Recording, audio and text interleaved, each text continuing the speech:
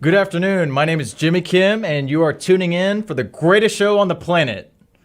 My name is Jimmy Kim, and this is the Jimmy Kim Show. Today, we have a very special guest.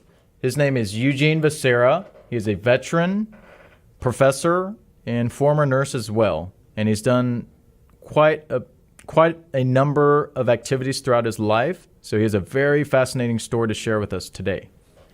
All right, Eugene. So can you introduce yourself to the listeners? Well, thank you very much, Jimmy. It's an honor to be here on your show and a great opportunity to meet your audience out there. Yes, my name is Eugene Vasera, Lieutenant Colonel, retired, United States Army of 30 years service. Also a nurse, and I've enjoyed a number of years in nursing. I often tell people my first name is either Eugene or Gene.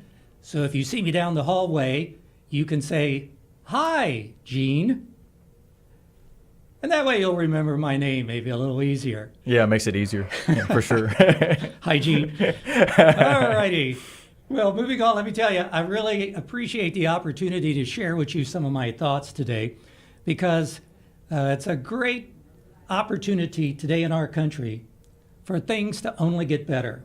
Right. And being 70 years old, I've seen a few things. It's not my first rodeo. I'm very grateful that I am a citizen of the United States of America. We have the greatest country, and for good reason. We have freedom. And freedom allows me to find happiness in my life. I mean, without freedom, you wouldn't be able to do whatever you want to do. You'd be told what to do if you're in a dictatorial country or some one-party state, and then you would be held to task to do what's expected of that organization. But in our country, you're free, and so you can do what you want, and then you can be happy. And I am, at 70 years of age, I feel very happy today, and I'm happy to be here. Right, absolutely. That's definitely something to be grateful for, living here in the United States, to have that freedom, as you said. And I feel the same way about being an American as well. Well, let me start from the back and work forward. Sure. I think that's really more useful because currently I'm a retired individual. I enjoy my retirement immensely. But as I reflect back on my past, I see where I've learned and also where I've made mistakes. And I think an opportunity like this to speak with you and with your audience might give some insight so that they may not make the same mistakes that I did. And then also they might be inspired to achieve as I have been blessed to achieve. So I'm going to share some things here with you today. Looking forward to that. That wisdom. My last military mission before retiring to Fort Living Room was something that was kind of out of the ordinary. It wasn't expected. So I originally retired from the military back in 2000 after service in Vietnam. During Vietnam, I was the Vietnam era, not in the country. Then Desert Shield, Desert Storm, again, era. And I retired in 2000. But as you know, we had the global war on terror. And our country was in great need. So in 2008, I was tapped and asked if I would come back on active duty. Now, most people don't think that that even happens, but it does in our military if you're a retiree. So I was asked if I would come back for another 3 years. So from 2008 to 2011, just a few years ago, I concluded my last tour of duty in the military, serving so that our force could be better prepared to do the good things that it needs to do. And being a nurse, I was able to work with individuals in the human dimension area. In fact, policies that we utilize today with our young troops who have issues with PTS. In the Pentagon, we never said PTSD. In our opinion, no soldier or warfighter is disabled. So post-traumatic stress was a term that we would only use. And it was so that we could find the best way to make our veterans healthier. And that's something I've continued to do since leaving the service, is work with all the different veterans organizations here in the Houston area. I'm a disabled veteran myself. In fact, I'm looking at you with only one eye. I'm blind in my right eye, and other issues.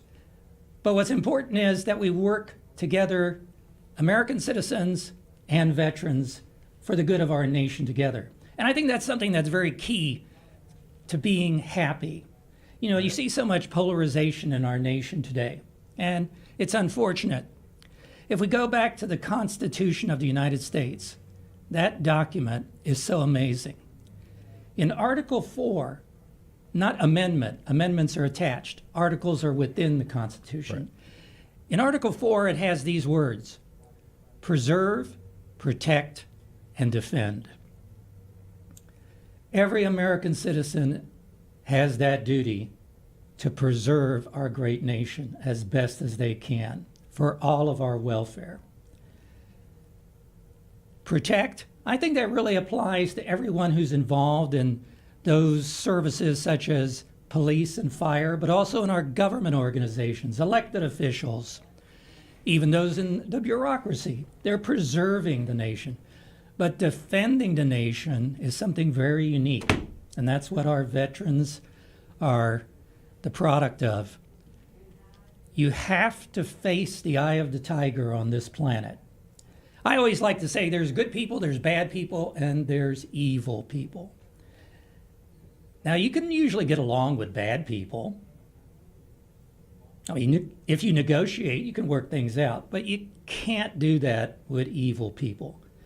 Soldiers, sailors, airmen, Space Force, that's our newest service, Coast Guard, they go, so to speak, in front of the wire, and they face the eye of the tiger, and that tiger is often evil.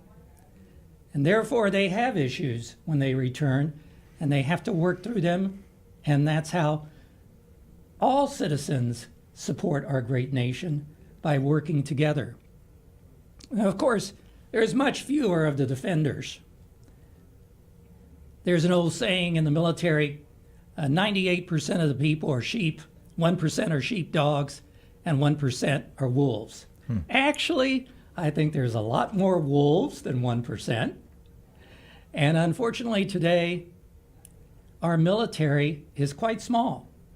As I said, having served through Vietnam and Desert Shield, Desert Storm, just during the 1990s for Desert Shield, Desert Storm, our Army was twice the size of what it is today. And today we're growing smaller. Our Army, Navy, Air Force, Marines, Space Force all put together is barely, it's a little over 1/2 of 1% of the American population. So that's less than 1% sheepdogs. And it's growing smaller all the time. I wish that we could find more of those who have served and would be motivated to protect our country as well as having defended. And remember, I mentioned politicians and the like. We need more of them involved, and to some degree, we're seeing that. Our Wounded Warrior Project, of which I'm a member here in Houston, the young men and women there, so motivated, even though they have had some very awful injuries, are continuing to serve in the community and in building homes and taking care of projects and the like, so that there is an understanding in our younger veterans today that we need to engage with all of our citizenry. For the more elderly veteran like myself, back from the Vietnam era, our understanding of working with others is there, but it was tainted by the fact that we were not appreciated during that era. I personally was spit at in uniform in the 1970s, and unfortunately that still remains with me. I have to learn to forgive and somehow forget as well. So it's very important for all of us to continue to work in this vein, for the one goal. And whatever we need to do individually would every opportunity exerted help us all collectively. And so my career has spanned 30 years. I volunteered during the Vietnam era. I served as an officer, receiving a commission through ROTC here at the University of Houston. Outstanding program. And then moved on in the military, starting out as a combat arms officer, moving into a branch of more service support, the Adjutant General Corps. And then because I was afforded the opportunity later in my career, went to nursing school, obtained my RN BSN from Texas Women's University. And so I say, in a sense, I've done the full circuit from the combat, taking life, to the medical, saving life. So I've enjoyed my career, but I see now it doesn't really end. No matter how old we get, the opportunity is still there for us to continue to serve. And that's why I'm grateful to be here with you today. And I know you're probably going to ask me questions I'm not prepared for, but I'm going to give it my best shot. That's okay. It keeps it interesting. And put me in my place. I need some more humility. We all do. So go ahead there, Jimmy. Shoot away. Right. So one thing that you were mentioning earlier is our military in terms of numbers and enrollment and enlistment and officer candidates. You said that that's declining right now. So my question, Eugene, is how can we fix this and make it so that morale is going up and people are more excited to join the military, whether you're enlisted or training to be an officer? What are the solutions? Oh, solutions. So let's see what we can do to address that. First of all, I'd make a distinction between morale and propensity. Within the military, there is very high morale. It is a volunteer force today. That started in 1973. Prior to that, it was drafted as well as volunteer. I was a volunteer, but I worked with draftees. And that had issues. There was a mixed bag. Morale was an issue in those 1970s and early 1980s. But with the volunteer force, there is no problem with morale. Our soldiers, sailors, airmen today, our Coast Guard, they are highly motivated. It's just that there's not enough of them. The propensity to serve, that's out there in our populace. And I was struck recently by a statistic that 55% of American parents do not want their children to even consider joining the military. That's not good. Our young people today are a resource, and we want to use them wisely. I think it would be very appropriate if we had some other forms of service in addition to military that were mandatory,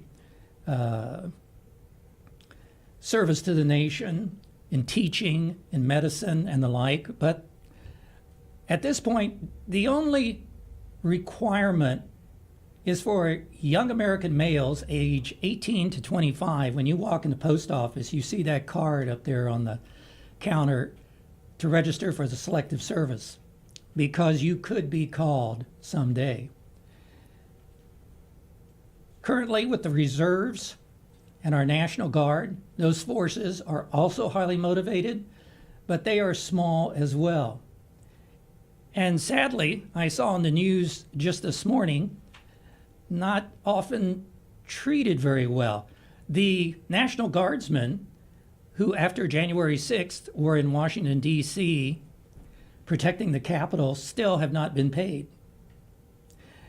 They're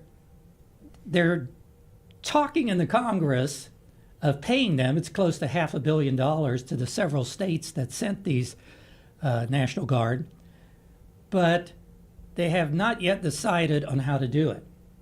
I think the Democrats want a bill where it includes a rapid deployment force. The Republicans are saying, no, let's just pay them and talk about other things later. and so they're butting heads. So the soldiers have not yet been paid. Now their states have paid them, but I mean the government has not paid them for all the work that they did. Right. That's not cool. It shows that there's sort of that lack of the, remember I talked protection. There needs to be an awareness that we are all in this together. Absolutely. So preserve, that's what American citizens do. They need to preserve the force. And that means they need to get paid. So when we think about what can we do to make our force stronger, each of us in our area, in our stovepipe, needs to do what we can do.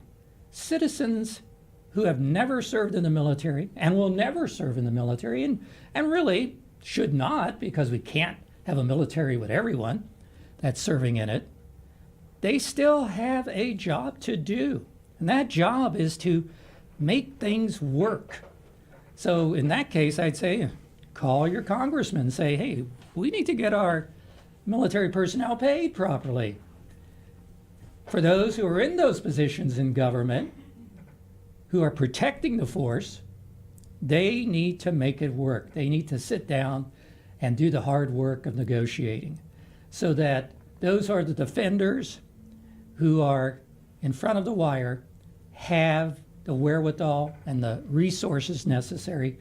Because you have to think about their morale, though high today, is affected by things.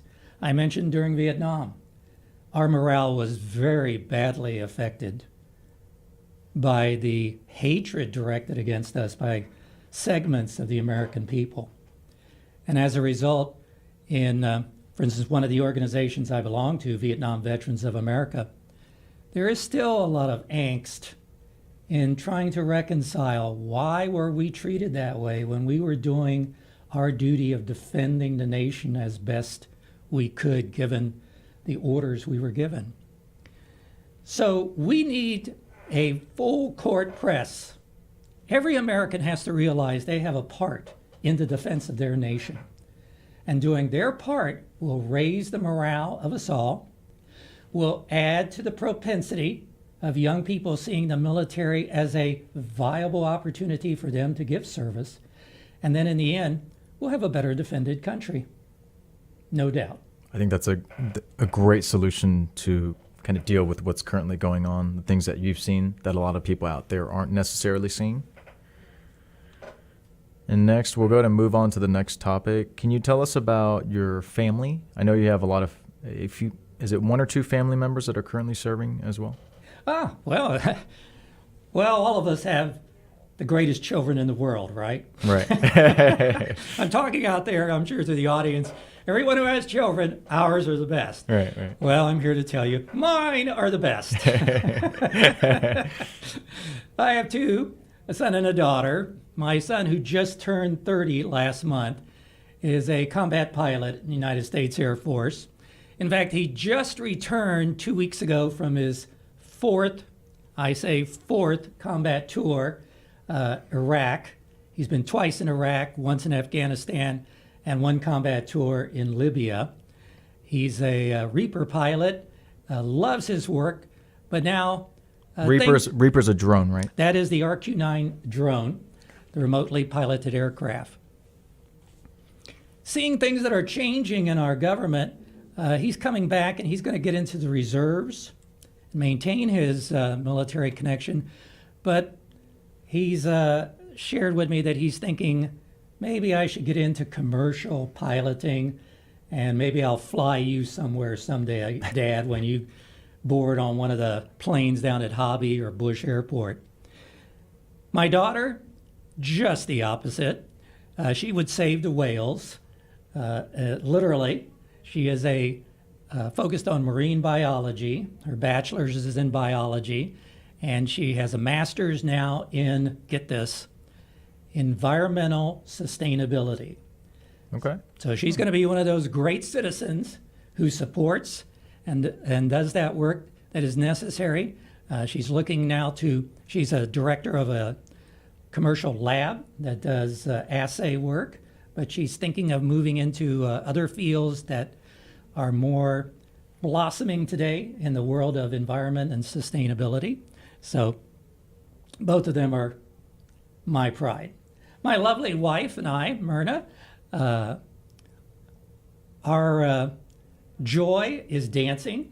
Actually, we met dancing about, let me get it right because if she watches this, 9 years ago. You have the exact date. Hey, I didn't know you were a dancer, though. March the 4th.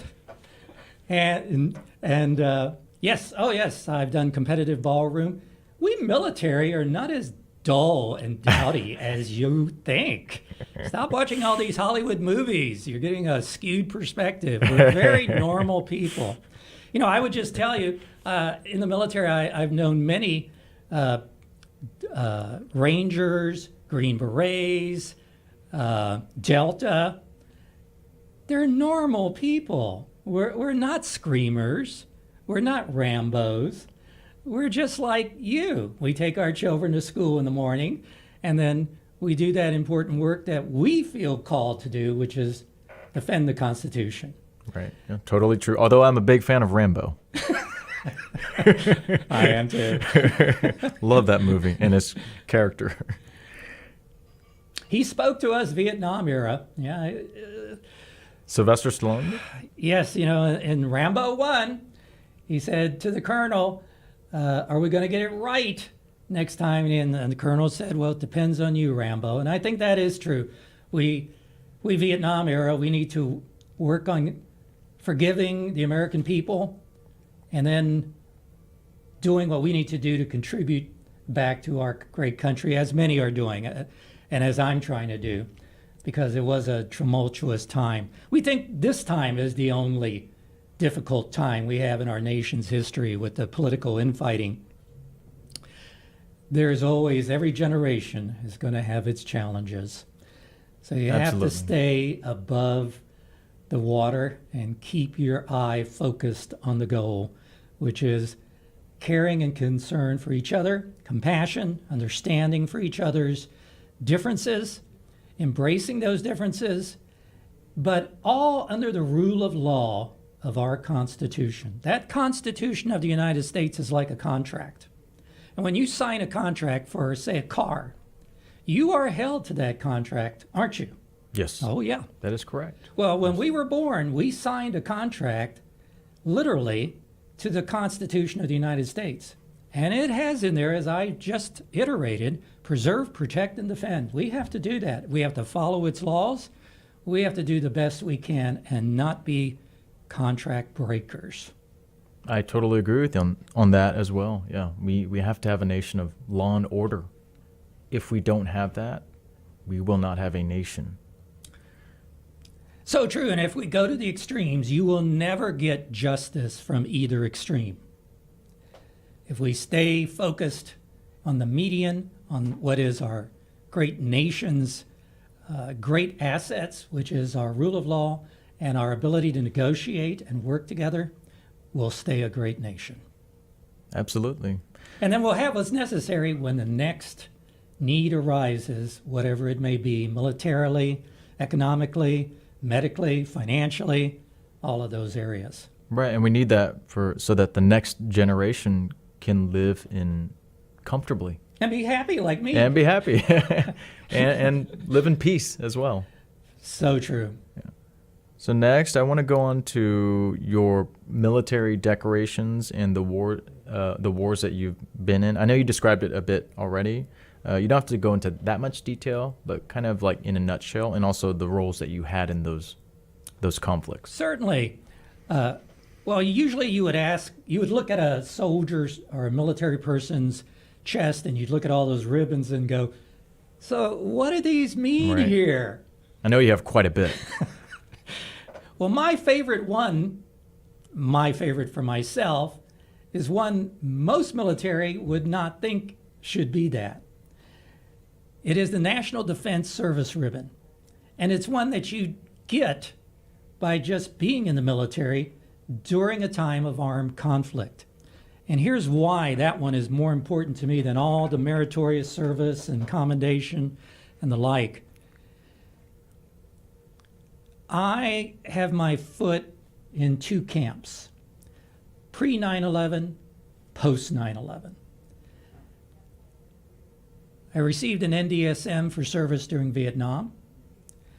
I received another one for Desert Shield, Desert Storm, and you put a star on the original ribbon when you add.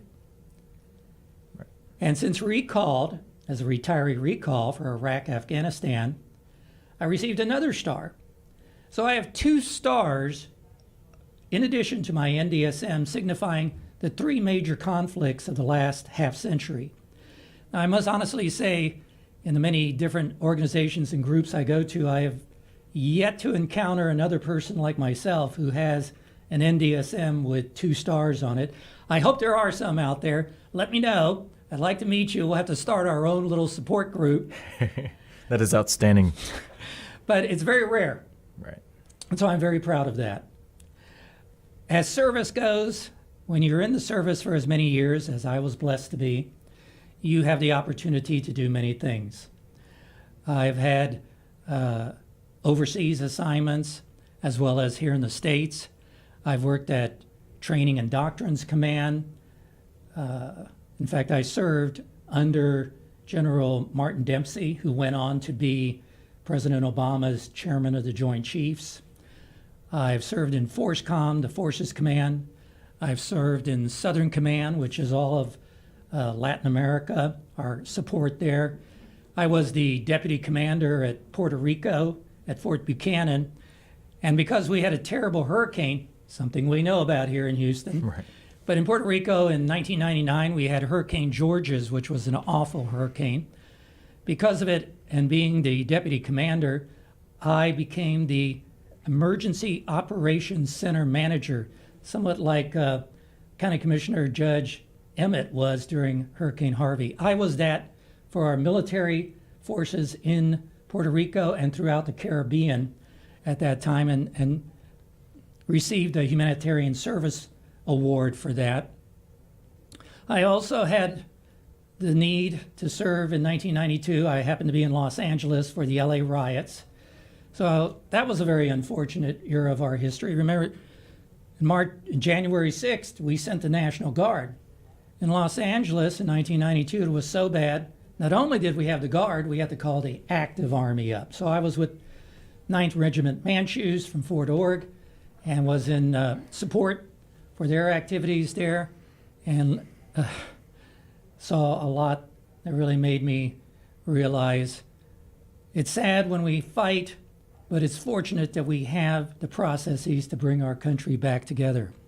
In the medical area, as a nurse, when I was serving at national level, I was with the 3-Star Command, Army Accessions Command, in charge of all of our training centers for the Army throughout the United States, your Fort Jacksons, your Fort Hoods, your Fort Knoxes, and the like. 132,000 trainees at any one time are in these centers. And because I was the nurse on that team, it was right at that time in 2009 we had the swine flu, H1N1. Remember that? Yes. Yeah, Barely. That was before COVID, but at that time it was very critical. So I was made the project officer for Heaney, as we called it, H1. We turned the 1 into an I, so our slang for it would be Heaney. Right. So I was in charge of that for all of our training centers to coordinate the activities. Fortunately, it didn't turn into as bad a situation as COVID has, but I saw how we had the opportunity to lay the groundwork. I think that helped us at least have the floor from which started this time around. And I would say we better get in the lane because there will be next times down the road. And lastly, I'd point out in 1999, I was the Army's designated project officer for the transfer of the Panama Canal from the United States to the Republic of Panama. I was the Army representative on that transfer team since I was there in Puerto Rico as the deputy commander at Fort Buchanan. I had the opportunity to write a 250-page operations plan to do that. That was very insightful, working with a foreign government, working with all the different agencies in the United States, federal, state. Over the 92 years that we had the Panama Canal, over 3 different Corps of Engineers became involved. Usually you have 1 Corps of Engineer. Here in Houston, we have 1 Corps of Engineer. The Panama Canal had 3. So working, it was a very complex, multi-layered task, and that's why it took so many pages of planning that I was responsible for, and then in the transfer, the activities that occurred there. You learn a lot over 70 years, and in 30 years in the military. That's why you're here, to enlighten us. That's what and share your experiences and wisdom. I hope there's some wisdom in there. Right. I've learned that wisdom comes only with the application of knowledge and with a heart where you try to understand why people are and things are the way they are. Right. And if there's anything I convey today so that people understand what the military really is like and what officers, sergeants, and enlisted are like, it's that we really do listen. Leadership, you can only be a great leader if you're a great follower. And to be a great follower, you have to be a great listener. So when you become a great listener and you're a great follower, well, then you can be a great leader. You can't do it any other way. If you just put someone in who hasn't learned how to work with people and be a follower, they may not prove to be the best leader. So it's very important to understand in the military, we profess what we espouse and we listen. And that's something I've learned over the years, and I think that has given me some insight, which you would call wisdom. And I am always glad to share that with younger people. I've had the opportunity to speak to different groups over the past year. I've spoken to the YMCA here in Houston on Armed Forces Day. And I spoke with to the Rotary Club here in Houston on Memorial Day. Looking forward here to Veterans Day. Well, those are the 3 big holidays in the military calendar. Armed Forces Day, which most Americans have no idea. Right, yeah. That's back in May. It's when we celebrate soldiers, sailors, and who are alive. Active duty military. Exactly, and on active duty. Memorial Day is when we commemorate, we don't celebrate, we commemorate those who have died in defense of our nation. And then Veterans Day, which is coming up November the 11th, is old gentlemen and ladies like myself, usually, who are still alive, but are trying to be of service still and to share that wisdom. And so I look forward, in past, we've had the parade downtown. I've been on the University of Houston float.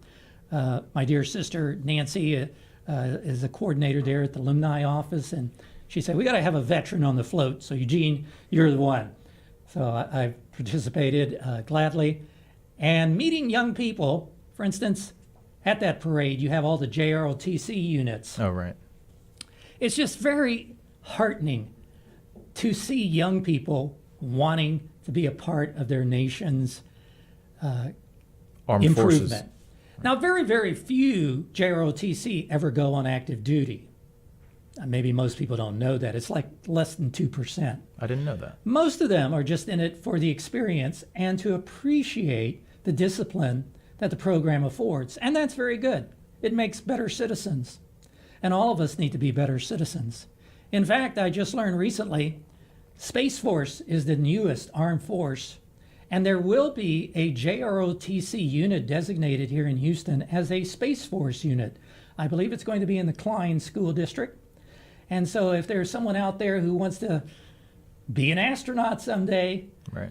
JROTC, Space Force. I need to get over there. Love to go visit that group. Oh, it's going to be in something the else. near future. You and I very together. excited about Let's that. go. We should do that. Yeah. Hoo-ah. Go meet the commanders and see their plan. Because I think you were in the Air Force at one point. Well, I was a candidate. Yeah. I had medical issues that prevented me from continuing. Well, sir, you put your hat in the ring, and that's what counts. And today you're doing the good work you do.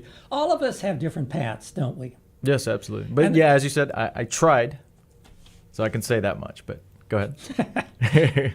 Well, then we will see you down the road, perhaps someday, flying as a private pilot, because I see Maybe. that spirit in you. You know, I see it in my son. I looked up one time the personality profile of a pilot, and it's very interesting. Very calm, very assertive, very confident. And I look at my son and I go, wow, he should be my leader.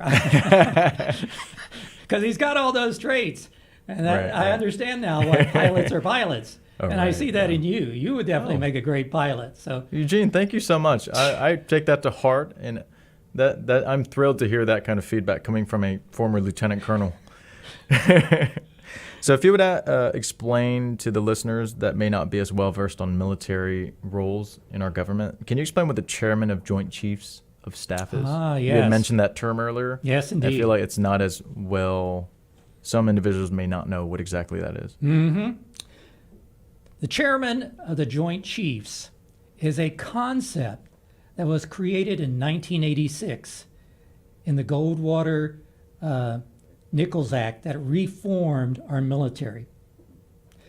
When you hear today on the news things like in CENTCOM today, which means Central Command, which is Afghanistan and Iraq, that was a product of that congressional legislation in 1986. It divided the world into 16 regions. Here in the United States, we are in NORTHCOM, which is Mexico, Canada, and the United States. That is one of the CINCTOMs, Commander-in-Chiefs. So there are 4-star Commander-in-Chiefs of all of these 16 regions. They can be Navy, they can be Air Force, they can be Army. In some of them, they rotate to where it would be a Air Force 4-star one time and a Navy 4-star the next time. The chairman of all of this has the ear of the president. So it works directly with the president. Works directly with the president, right, so as to be like that conduit between the president and all of these, we call them CINCTOMs, C-I-N-C, Commander-in-Chief, C-I-N-C. Right. So all of these CINCTOMs are led by military. The chairman coordinates all of that activity, as well as the Army, Navy, Air Force, and Marines have their chiefs of staff who are under the chairman, and they are the source from which that candidate to be the chairman are chosen. So right now, for instance, we have an Army chairman of the Joint Chiefs. In the past, we've had Navy, Air Force, Marine. It rotates. We currently have an Army chairman of the Joint Chiefs. Most people will probably most connect with Colin Powell during Desert Shield, Desert Storm. Yes. He was the chairman of the Joint Chiefs, and as you recall, that was in 1990, and I said this legislation was 1986. He was one of the very first who exercised that role, and you see how well Desert Storm went for us defeating the opposition within 100 hours. Because he was there in that coordinating role, he was able to assist the civilians in the government, the president and all of his staff, to understand, and to assist the military to understand the civilians, since he was in that pivotal position. As the liaison. Exactly. And that's why it went so well. Right. So to be the chairman of the Joint Chiefs is not something that's always been. Right. Relatively new. If we look at the whole history of the military. In the last 30 years. Right. But it's worked out so well that only improvements, I think, can be made to it.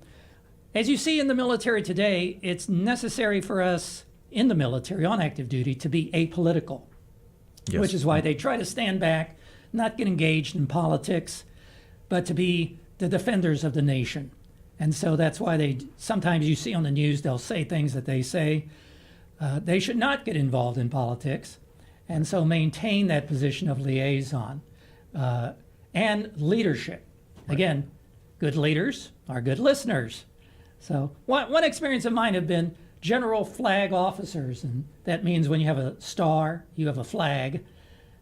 They are good listeners. And I think most Americans don't realize our military is actually a very compassionate organization.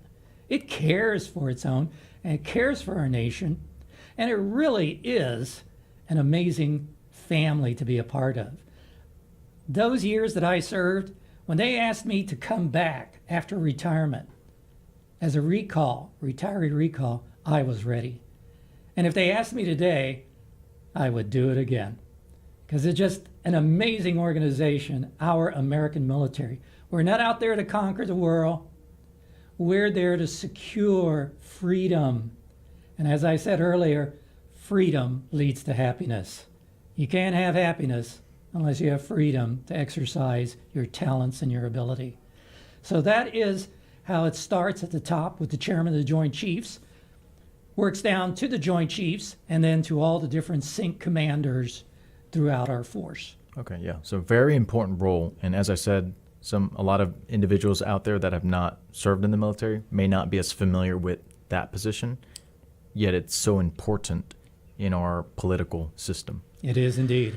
And the good thing about all this knowledge and wisdom you're sharing with us, they are totally applicable to anything you're trying to do in life, even in business or personal life as well.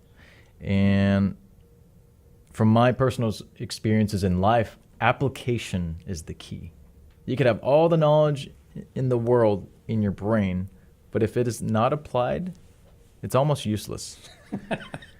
You're talking the walk. Absolutely, yeah. I always, like I said, application is what I constantly try to do, and you're going to make mistakes. And this is for the young part people of the process. out there. Right. You must make mistakes. Right. There is no option. But get yourself back up, dust yourself off, Right. learn from that mistake, and don't repeat it again. A very trope phrase we use in the military is, sorry, sir, won't happen again, sir. Yeah, I rarely say this in public, but I have made a lot of mistakes in my life as well. But I learned, and I do not make the same mistake again. And to have compassion for each other, as I have for you and you for me, that's how we move forward. Absolutely, absolutely. And another thing we had discussed was about mentors in the community. I feel like moving forward, we're going to need more mentors out there that's guiding the next generation. Oh, yes. Even myself personally, I've had some world-class mentors myself, and that has shaped me to who I've become now. Yes. And I'm sure yes. you've had a tremendous amount of mentors as well. Well, I wish I would have had more. Okay. You know, the idea is very great. And a lot of corporations and organizations talk the talk. They don't always walk the talk. Right. A mentor really is someone who has your best interests at heart, who's been where you want to go. If they can listen to you and see where you want to go, and then marry their wisdom to your intentions, it's absolutely awesome. And when I worked at the Pentagon, many of those people up there will tell you it was a mentor who did that inspired them to get there. I'm sure it's the same in business and other areas as well. But unless you have that, you're reinventing the wheel. So it is important, but we don't really do it very well in our society, and certainly not from what I've seen out here in the business world. I have tried to do that, particularly in my nursing world. Okay. To take on the opportunity to mentor students. Students will come up to me and say, when I'm teaching, Professor, just tell us what we need to know on the test. I have to do a little mentoring. All right, Eugene, for the sake of time, we're going to move forward. Go ahead. And if you can also briefly describe your nursing career and then your career as a professor and then some of the military organizations that you've been a part of. Certainly. So three-part question there. All righty. I have been a nurse. When I first retired from the military in 2000, I was looking around to do something that was still of service. And I decided on medicine because I thought it was so important to uplift average human beings by giving them some healing. And I decided, since I'm so old, medical school's out of the question, let's go into nursing. So if I had known how tough it was going to be going through nursing school, I would have changed my mind.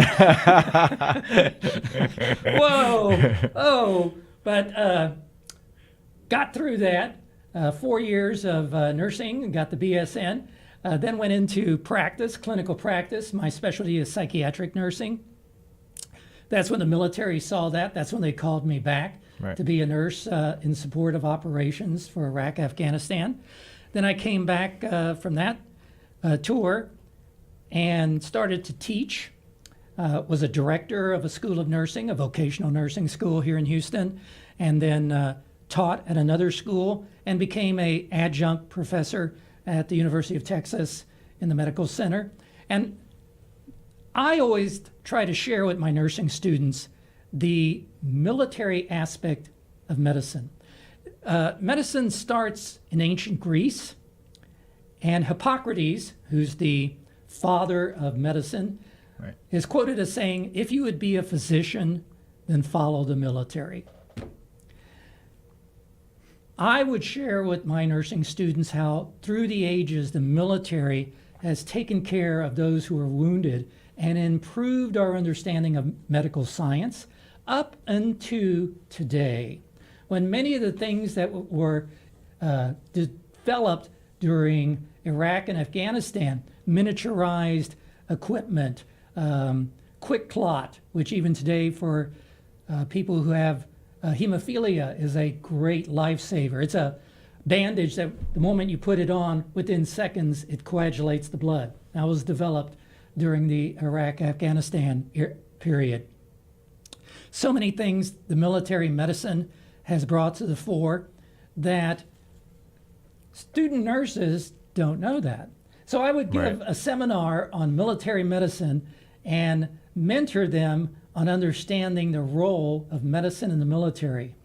And that is how I strove to do my small bit, is in educating them. Education is the key. Yes. Agreed. My two children, I started educating them from the day they were born with the Doman method, and then as they got a little older with Montessori. My first wife was a Montessori teacher, and so they have never had a day when they were not in school until they finished, each of them, their master's degrees. Wow. That's important. And anybody out there who's thinking, well, you know, what do we need today for our society to be better? Well, we need a more educated people.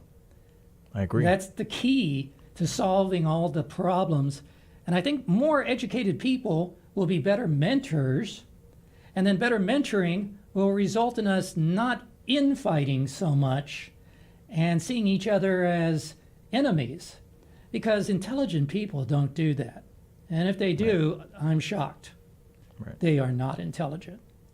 So the key would be that we can start with our young people day one to give them proper opportunities. Montessori is great because it allows you to move in that direction where you feel called instead of a lockstep approach.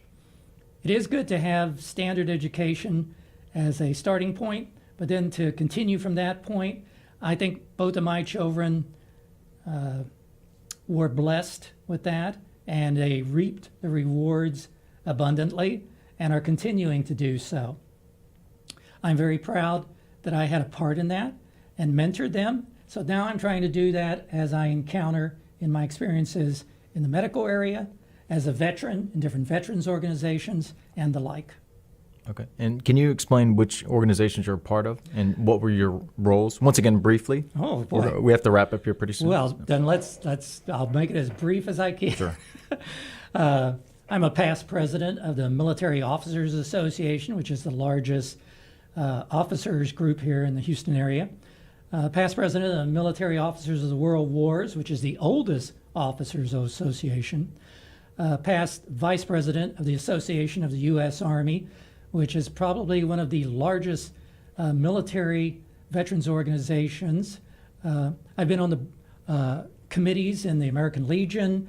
I've been on the board of the Reserve Officer Association. I've actually been on the board of the VA hospital, on the iQuest team for managing research at the hospital. I'm a member of the Disabled Veterans of America, of the Vietnam Veterans of America, of the Wounded Warrior Project, of AMVETS. I should have made a list.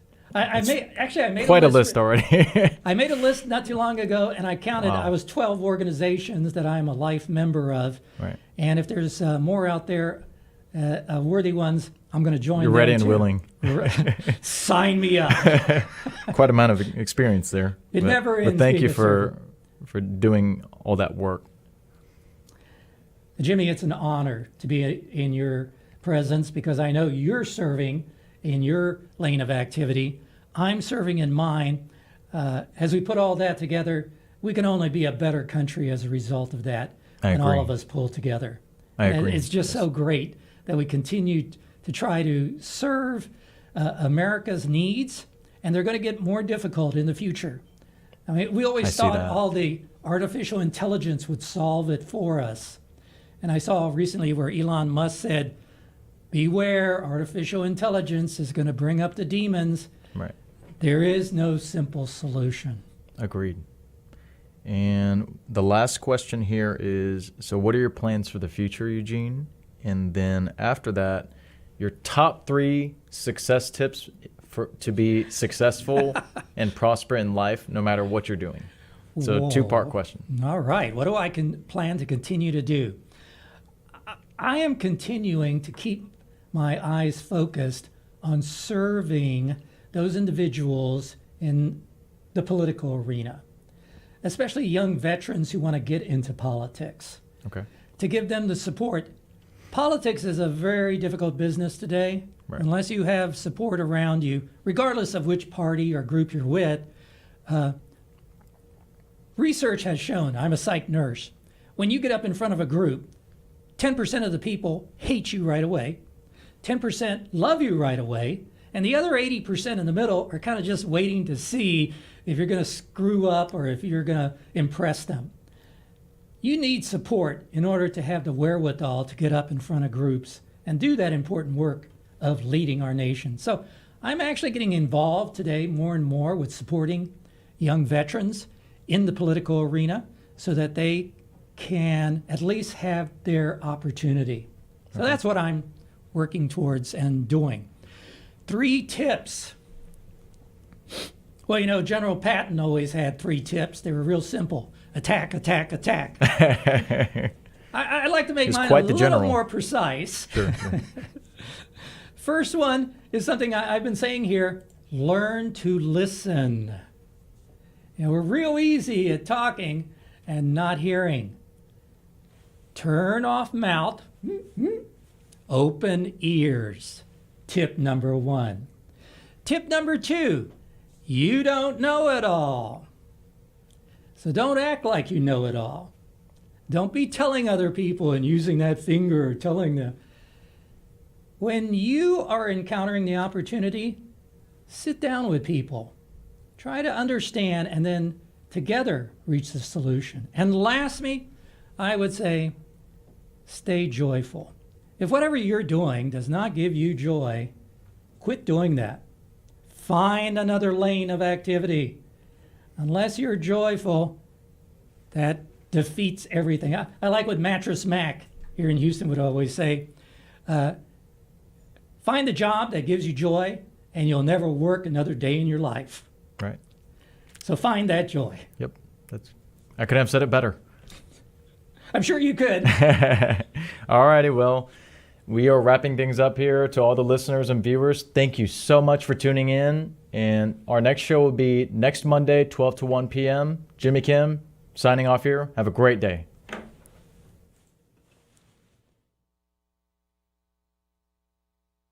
Everywhere in between. 99.5 FM, K258BZ Sugarland, and 99.5 FM, K258DA Houston. Radio